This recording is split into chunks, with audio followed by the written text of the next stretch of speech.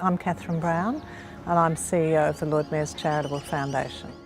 We've started to become more and more interested in the intersection between food and sustainability and people being able to sort of have healthy, nutritious food through their own gardens and community gardens and even kitchen gardens in schools and so on. So our real goal is that people will learn a lot about growing food and sustainable food systems, and that we'll have less food insecurity, but also all understand how important it is for Melbourne to have a sustainable food system.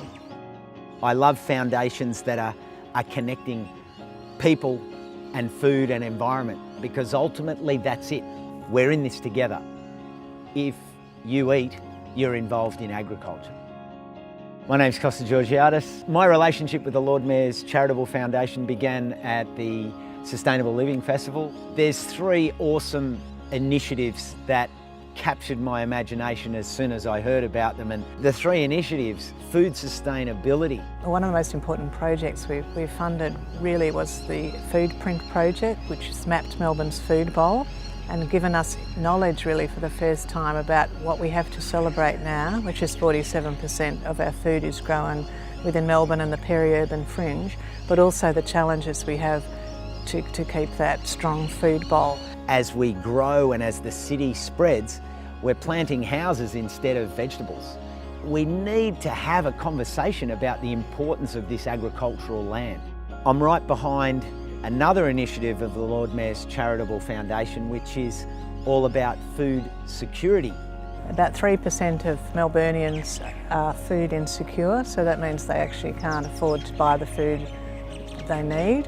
So this actual project with cultivating communities, they not only teach people about healthy eating and how to grow food, but they also teach them about cooking and nutrition and things that they can take home and do themselves. Our campaign is helping them expand to 20 sites across Melbourne with disadvantaged communities, so they can learn about nutrition and how they grow their own food.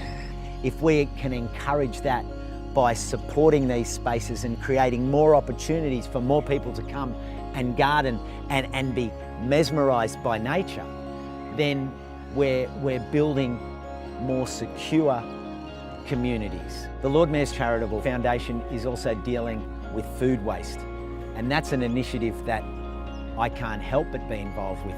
In this campaign we're supporting Food Bank with their new commercial kitchen in the west of Melbourne, which will provide a new source of food from food that would otherwise go to waste to all the food charities and help more disadvantaged communities in that part of Melbourne.